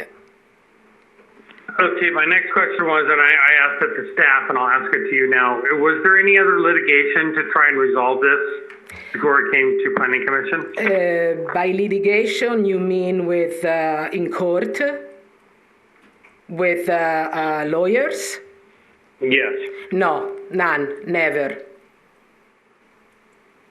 Well, obviously, I'm here because I believe in a completely different way of resolving things. I understand that in the United States, lawsuits are an everyday thing. In my country, it's not, and I'm just applying my principle and my beliefs. Okay, thank you. You're welcome. Thank you. Questions of the applicant? Okay. We don't have any more questions for you right now. No problem. Thank you. Thank you. I think it's appropriate if the representative of the HOA is willing to come up. I think we might have some questions for you. Thank you. I'm Nancy Hoffman, as a reminder again. And I guess what I'll say is this is the opening of our public hearing on the matter. So if that meets that that formal requirement, thank you, Ms. Hoffman. Certainly. Can I say one thing right before you ask me any questions? We've kind of got stuck on the CCNR thing and saying you can always change them. Let me give you a little detail on how the process goes. It's not a simple process. In fact, the ones we're living under today were done back in the 1990s to show you how old they are. They are way overdue. Any association should redo their CCNRs every 5 to 7 years. Our situation, too, that requires 67% of the owners to approve it. So to say that they can be changed at any time is an incorrect statement. It is a nightmare, and we're trying to change them to bring them up to speed to where they should be for the 2000s. And we're sitting here, and we don't know how many times or how many changes we're going to have to make before we'll even get them approved, because we typically don't even get 67% of our people to vote on anything. We're lucky if we even get 40 to 50%. So that's the bottom line. So don't think that these things are going to be changed any day they feel like it or another board comes in and wants to change them. It's not an easy process whatsoever. So I wanted to let you know that because I think there's some misconception on what the CCRs really do. Thank you for that clarification. Appreciate it. All right, questions? Do we have any questions for the HOA representative about this particular issue? I do. What's the HOA's intent for that building? What would you guys like to see for it? That's a hard one to answer because, again, I'm one of 277 lot owners in there. And that whole community, each one has their own ideas on what they want to see in that building. We have a 5-member board. We're trying to work with the community, and we don't have an issue with working with Sonia. Now, I want to backtrack and say, if she asked for a convenience store, that must have been before I was on the board, because I wasn't aware of that. I was aware of the bistro she was asking to do, and the members didn't want that at all. And I know because the previous board canvassed the members, and that was voted down. So bottom line is, the current board, what they've looked at going forward is what the zone says, and we are trying to abide by the current zone. And as far as what I can say, the basic membership wants, I cannot say they're for residents, I cannot say they're opposed to it. We're willing to work with Sonia however we can. We understand her situation, but like I say, where I sit, I have to do what and listen to the membership, and we try to always, and do what's best for the whole community. So it's a tough situation to be in for me to really give you a good answer on what the community feels and what we need to do. Thank you. I've been called out on a point of order here that we're a little bit beyond our ability to ask you questions in this way. So we're going to have to just continue with the public comment part of this. If you have any additional comments to add for the public comment, please feel free now. If not, I think I'm going to have to say that we won't ask you any more questions. Okay, thank you. Okay, thank you. And if there's anybody else for the public comment section that would like to come forward. Hi, my name's Lisa Wright, and I was with Sonia at the board meetings where they turned her down, and she specifically asked, what would you like in this building? And people said nothing. They want to see it just rot. And I couldn't believe that. So I don't know if this is a new board, but I've been to 2 meetings with her, and they were not accommodating at all. And I just don't think it's right that you purchase a building and it's just going to rot and you can't do anything with it, when you had the intentions when you purchased it to maybe, you know, have a convenience store or something nice for our community or for the RV park community. And they were just really difficult people to work with. So I just want to say I don't think it's fair. And I witnessed 2 of the meetings, and they said absolutely nothing in that building. So I just wanted to let you know. Thank you. Thank you. Anybody else like to come forward for public comment on this matter? Please. I'm on the board. Oh, sorry. Let me get up here. My name is Al Yates, and I'm on the board of directors now. And, excuse me, and I was present when Sonia presented her proposal to do a convenience store and a bistro. And the community that was present at that board meeting were extremely hostile. I can say that they were adamant they did not want this. They don't want commercial people because of the location right by the entrance.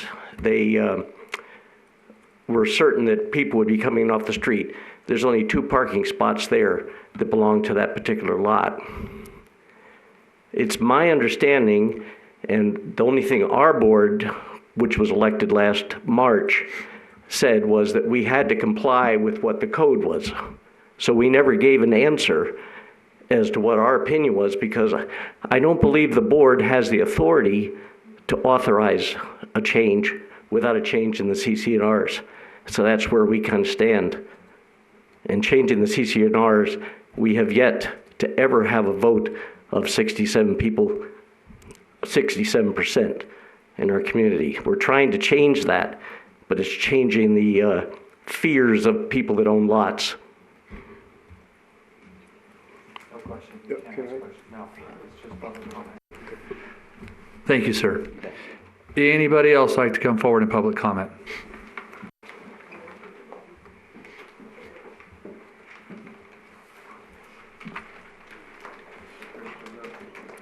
I respect the home. Excuse me? Oh, sorry. Is that better? Yeah. I respect the homeowners. And your name, please, sir. Oh, I'm sorry, Mark Barbie. I've been in HOAs. I respect their need and focus to create a community they want to. I also applaud investment in our community. And I think it would be sad if you folks didn't help facilitate whatever could be done with that building to allow whatever use, because if it can't be used, I mean, I don't think any of us who are residents in Boulder City want to see vacant buildings, because we've all seen enough cities and towns where vacant buildings just attract what they attract. So again, whatever we can do to facilitate the investment in Boulder City and work with our zoning to allow the best use, I would just encourage you to do that. Thank you, sir. Yes, sir. Yes, my name's Fred Demano, and I have been aware of this whole situation with this building for the last couple of years, and I pretty much watched Sonia agonize over trying to do something with it, and whatever battles she has had with the HOA is in the past. I think looking at changing this into a residential piece of property where she could sell it, somebody could live in there, at least it would have a use, where at this point she's pretty much up against the wall and out of her investment. I think I read something about a clause where there's 2 residential properties allowed, not including the RV lots. So 2 residential structures, so this would qualify as one of them. If it was a rental office at one point and it has bedrooms, bathrooms, and a kitchen, then it should be qualified for a residence, and somebody should be able to purchase it and live there under the guidelines of the HOA. Thank you. Thank you, sir. Would anybody else like to come forward and speak on this matter?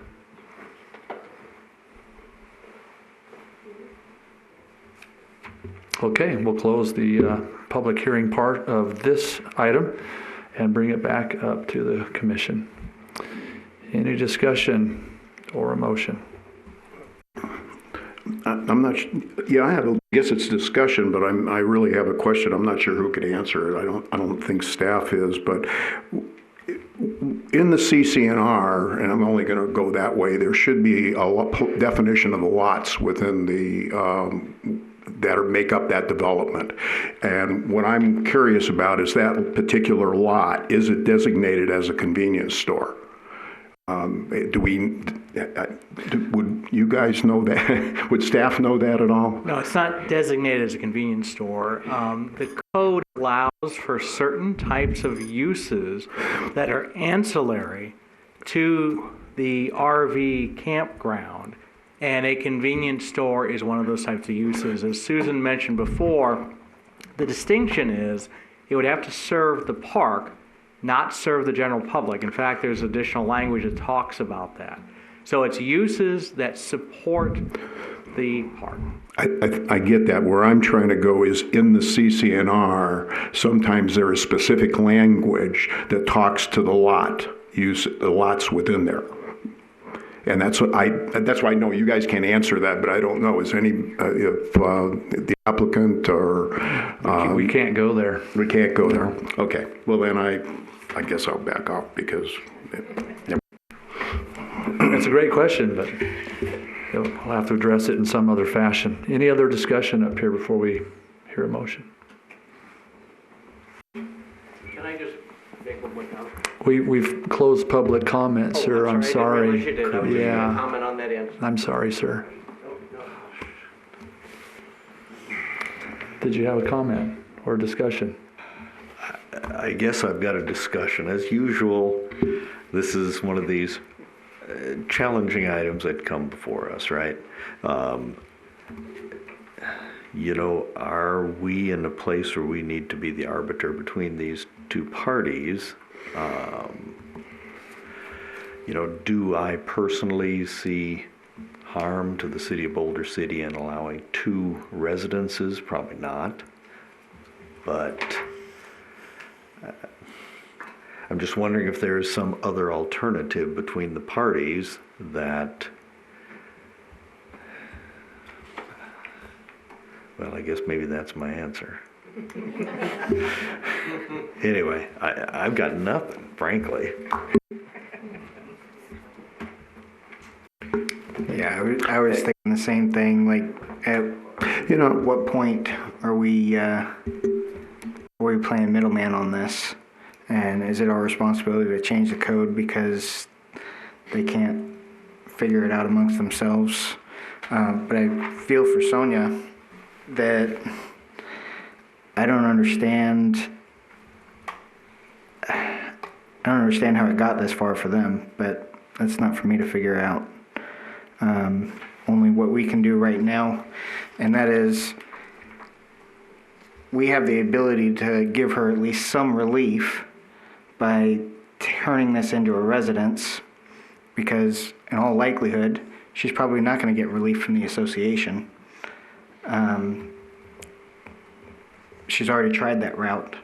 But if we can turn it into a residence, that will be less of a burden to that community, because it will only have 1-2 people living there probably, and it's got the 2 parking spots, versus if it's a convenience store, there's traffic. There's going to be less traffic if it's a residence. So I'm torn, but if I had to make a decision, and I will, I'm probably leaning towards turn it into a residence, because I don't know what else we could do. Thank you. Any other comments? Yes, ma'am. For me, when I was thinking about this, considering the issues, making it a residence, or the other potential option is that it ends up staying vacant, and how does that benefit Boulder City as a whole? And I think that's really where it comes down for me, on the lines that if it's a residence, at least the building's being used and it doesn't become an eyesore.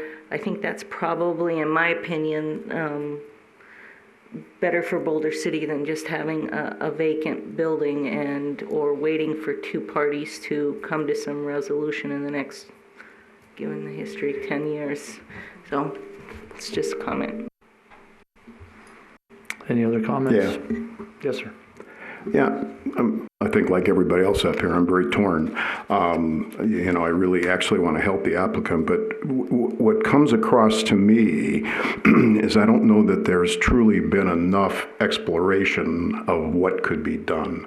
It really bothers me in a sense that this one lot as a convenience store stands out there in a development, and yet it's being treated like it should be part of the association. When in fact, the CC&R could cover it in how it's actually defined. We're not party to that language. We don't know. It's not for us to determine, but I don't know that it's been explored enough. Yeah, they went before a board, and maybe the one board said, no, well, that's the typical boards. Every board's different. I don't know. I feel like we're being put on the spot to arbitrate something. I agree it would be nice to solve it. I'd be willing to do it, but I don't know that they've actually explored it completely. And that's where I'm torn. So again, I'm going to bring it right back to our responsibilities in terms of the zoning on this. Not playing arbitrator, because that's not our role in this, I don't believe. Are these zoning updates or the language updates a benefit for the community or not, I think is the question we have to decide. It's not just about this one particular residence. We're not making any kind of recommendation in that regard. It's the zoning itself and the wording that we have to make a determination, and that will be put on future, if there's a future RV park. Will we want to allow another park at some other point in time to have 2 residents? Is that harmful to the community or not? That's really what we need to keep it focused and not look at the HOA or this particular issue. Nicely stated. Member Rudd, there on the telephone, do you have any comments? No, I'm going to actually make a motion to pass Could you, the resolution as it's stated. all right, would you like somebody to word that motion that's here for you, or do you want to go ahead and do it? Go ahead and word it for me, please. All right. On behalf of Member Rudd, I'll, I guess, make his motion here that, that we, on Resolution 1188, Sonia Mongili, the recommendation to the City Council on the proposed amendment, Title 11, Chapter 8, that we do, in fact, vote in favor to send that recommendation to City Council of the proposed language as found in the comments. I'll second the motion. Did that meet your intent there, Mr. Rudd? Yes, exactly. Thank you. Okay. We have a motion and a second. Any discussion? Okay, we'll call for a vote. All in favor of the passing Resolution 1188? Aye. Aye. Any opposed? Motion carries.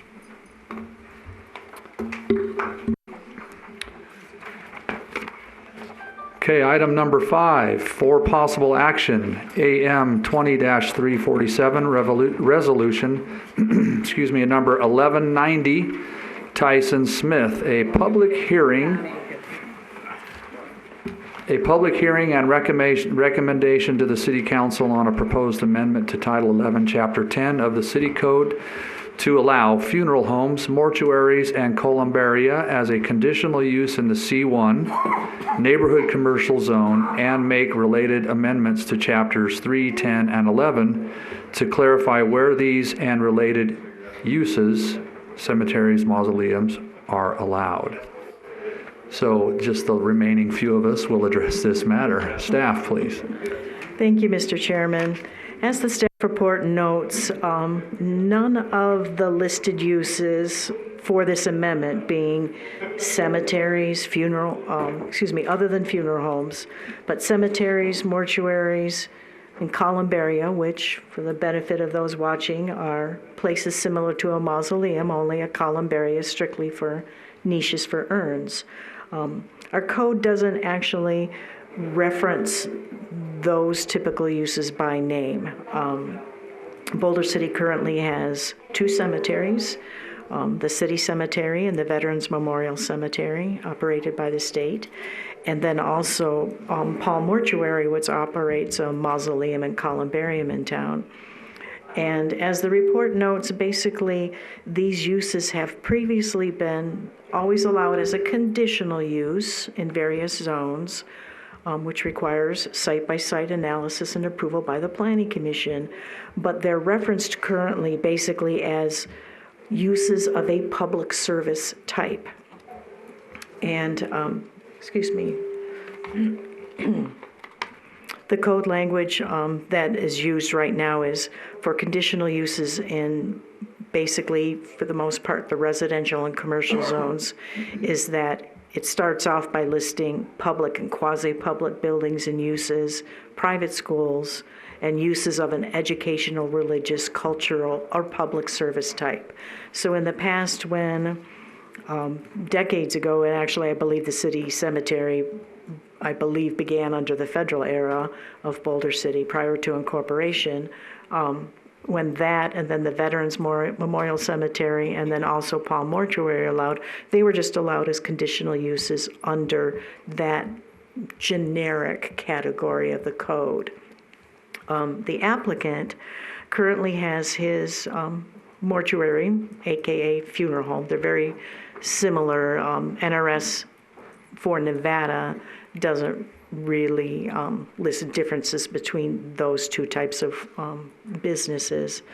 But the applicant currently has his funeral home downtown in Nevada Way, and he would like a larger facility. He has his eye on a property that is in the C1 neighborhood commercial zone.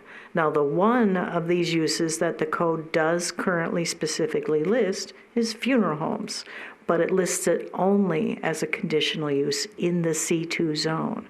And because that is the only zone where that use is listed, it means no, he would not be allowed to use a property in the C1 zone for that use unless the code is amended to allow for it.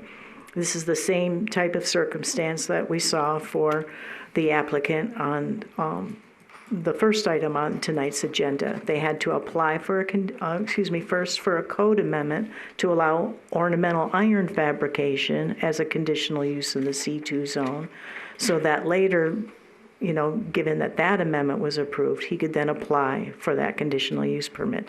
This is the exact same kind of example. Now, staff, in theory, could have just amended the C1 zone to say that funeral homes would also be listed as a conditional use, but in this case, the applicant is also interested in having a columbarium. And the code doesn't, as I said right now, the closest use would be basically a mausoleum cemetery. For all practical purposes, those, are three related similar uses. And in fact, as the staff report mentions, like I said, Paul Mortuary currently operates both the mausoleum and columbarium on their site. So in order to amend the code to allow a funeral home as a conditional use in C1, because he's requesting a columbarium, we needed to address that in the code. And it wouldn't make sense to allow that only as a conditional use in the C1 zone if you didn't allow the corresponding use in the C2 zone. And then as we looked into that, we realized it's like, well, then the code should really technically specify where cemeteries and mausoleums are allowed or not. And so as you can see from the proposed analysis of what the code currently allows, and then the language to clarify and specify where these uses would be allowed, you can see that in all cases except for the government municipal zone, where they would, the city treats cemeteries, mausoleums, columbariums, we would allow those by right.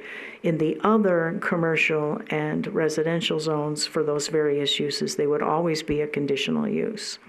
And in fact, under the new proposed standards where they would be specified, they'd actually be allowed in fewer zones than they would theoretically be interpreted to be allowed as conditional uses now. So the proposed code language narrows and tightens where the uses would be allowed, but per the applicant's proposal would allow the uses of a funeral home or mortuary or a columbarium or a mausoleum also as a conditional use in the C1 zone.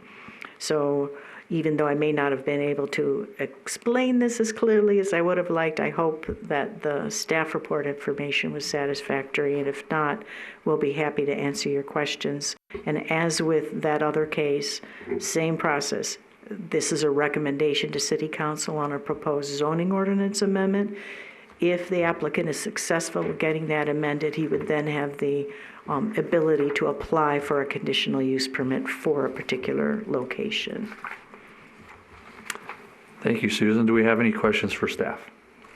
I just want to make a comment and thank Susan for this little clip of this land use table.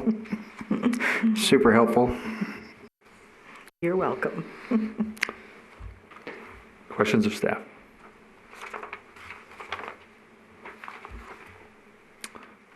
I do have one question, just a question for clarification. Funeral homes and mortuaries, the uses there don't include, what's the word when they make ashes? No cremation. Yeah, thank you. There's no cremation allowed there. There's no other processes other than just the fixed inside the building, no exhaust, any such thing. Is that correct? That's correct. Cremation isn't addressed in our code, and we're not proposing to address it with this with these amendments. One of the other commissioners asked previously about embalming, and per NRS, embalming is a practice that is, allowed for funeral directors as part of the preparation of a body for either burial or cremation. So cremation is definitely a different action that is not addressed in our code currently and would not be with this amendment. Thank you. Any other questions for staff? The applicant is here. Would you like to come up and make any comments, sir?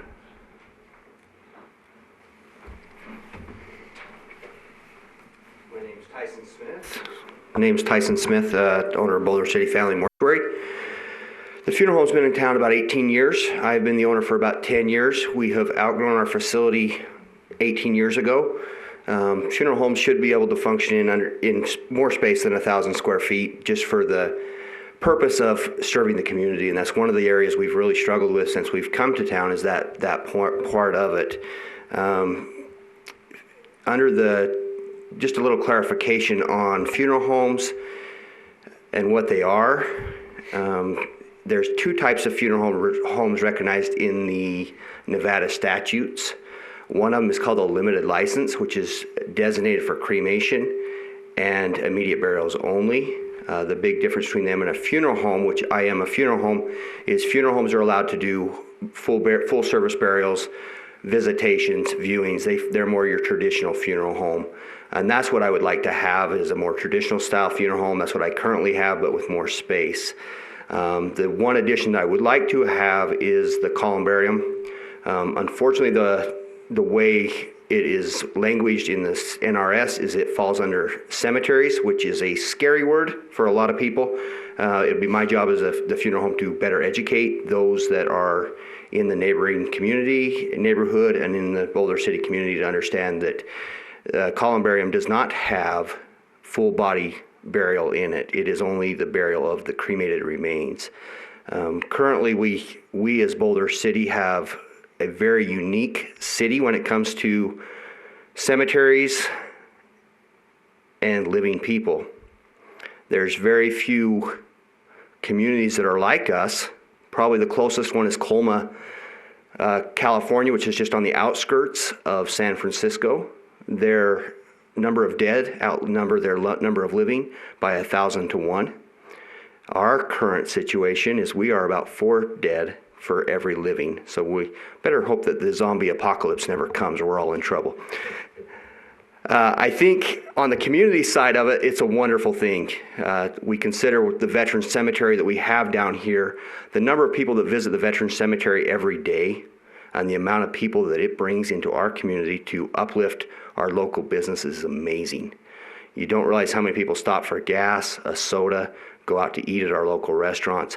And that's what I'm trying to do with this current thing that I'm working on. I know this is just the first step of it, so not a lot of details go into it, but I'm hoping to offer another place to bring more people out to Boulder City for a short visit, and also to boost our economy. And I think this proposal that I have will be great for that. I want to just share a quote with you, and I love this quote. It comes from William Gladstone, which most of you guys probably don't have a clue who that was, but he was a Prime Minister of Great Britain. And this quote, I've often shared it. It says, "Show me the manner in which a nation cares for its dead, and I will measure with exact mathematical exactness the tender mercies of its people, their respect for the laws of the land, and their loyalty to higher ideals." I think as we honor the dead, it helps improve the way of life around us. We see that in many cultures, and I think if we continue to do that here in Boulder City, it'll promote our local community. Other than that would pretty much limit my comments. Any questions? Thank you, sir. Appreciate it. Do we have questions for the applicant? Go ahead. So you'd used the phrase "bury the urns." Are they physically buried? Would they be physically buried at that Colorado Street location? They would not be buried inside the ground. The way it would probably the best way to describe it is it would be shelving units that would hold cremated remains. I think I had a picture inside the packet. Did that get with it? You can see a few samples of the pictures. If you need one, I've got one here that I can present to you. Somewhere in my list. Would you like to see a kind of a rough photo? If it's in here and I missed it. I've got one right here. Do you want me to? Got it. He's got his packet. Okay. Thanks. Cleverly passed right by that one. All right. And so your proposed use would only, sorry, I don't need to go there. This is a code change. Thank you. Pardon me? So you don't have a question for the applicant? Well, I don't have a question on that line. However, I have other questions. So we've already addressed that this would not include a crematorium. I presume, like any funeral home, there would be chemicals in use, embalming chemicals, that sort of thing. Is that part of this sort of use? I will have to say yes to that because of the NRS statute that requires the funeral home to have an embalming room in it. I'm hoping to function mine very similar to what Palm Mortuary does, which would mean an off-site facility that does all of care for the deceased person. But under NRS statute, all funeral homes have to have an embalming room in it that is functionable, yes. So if we were to approve this type of code amendment, any facility of this type would commonly have an embalming facility, sounds like. Technically, no, because they could fall under the limited license facility, and they are not required to have an embalming room. But then again, they are not allowed to have public visitations because the bodies have not been properly preserved. Thank you. You're welcome. Any other questions for the applicant? Thank you, sir. Thank you. As this is a public hearing, I will open the time for anybody that would like to come forward and make a comment on this issue. Okay, we will close the public hearing on this matter and bring it up to the dais here. Do we have any discussion or a motion? Is there an opportunity at this point in the discussion, and I'm looking for guidance here, to ask one more question of staff? Certainly. Okay, all right. I didn't know if we'd passed that irrevocably or not. All right. Well, Mr. Chairman, you can always ask questions of staff, so at any time. Thank you. Just a real simple question, and we've kind of gone down this path in the past, but the simple question is, how does what we're contemplating now, how does that relate to the code within either Las Vegas or Henderson? And do they have any, I know it's challenging because they don't have the same zoning as we do necessarily, but do they allow mortuaries, funeral homes in kind of a lower level commercial, neighborhood commercial as we call it? Well, Boulder City has far fewer commercial zones than the other entities do, but I did look at all of the regulations over the hill. Excuse me. And effectively, funeral homes and mortuaries are broadly allowed in the commercial zones. And then, your cemetery type facilities, which include your mausoleums, it'd be similar to what we've got. Those are often allowed in more residential or rural, zones, typically because that's where the land is available. And obviously with Boulder City's code, we'd be limiting cemeteries, they would obviously not be allowed in a commercial zone, whereas something like a columbarium could be because it's much more compact and, not as visually, it's not visually the same as a cemetery. So, it's would not be uncommon for a commercial zone. But, and in fact, I found in the other codes, most of the other ones also did not define these terms because, as I noted in the staff report, when the meaning is either well-known or could be easily looked up in a dictionary, and there's no reason to change that, you don't need to define every word in your zoning ordinance.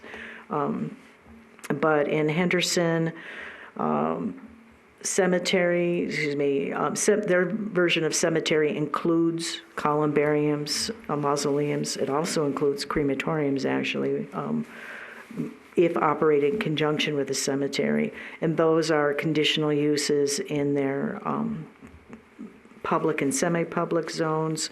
Their funeral and interment services are conditional use in the community, commercial, and other commercial zones. Let's see. In Clark County, funeral homes are permitted in some of the commercial and industrial districts, special use in most of the other districts. They can include accessory uses such as gift shops and florists. In Las Vegas, I've got here that cemeteries and mausoleums are conditional use in 5 zones. Mortuaries and funerals are permitted use in 3 zones, a special use in 1 zone.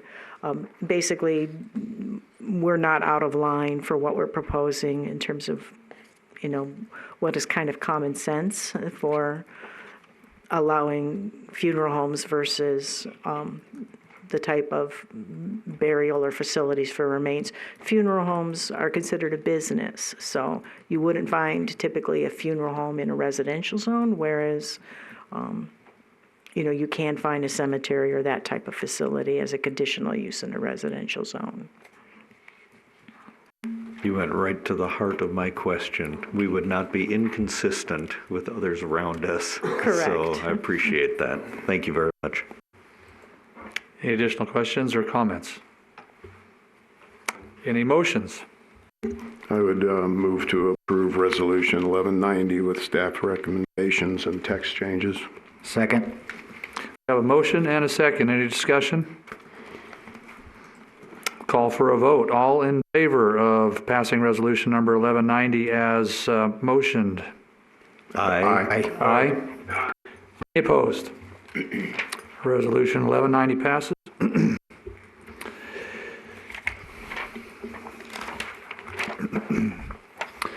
And since item number 6 is removed from the agenda, we'll go to the monthly progress report on development allotments. No comment. And the final public comment. Yes, sir.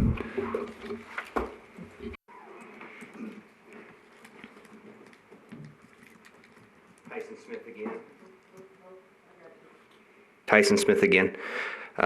Being in town 10 years and going through visiting Susan's office and previous administrator up there, I would personally like to thank Susan and the staff for how gracious they've been in walking us through this process. It's kind of overwhelming and sometimes over my head, and I appreciate you. Thank you.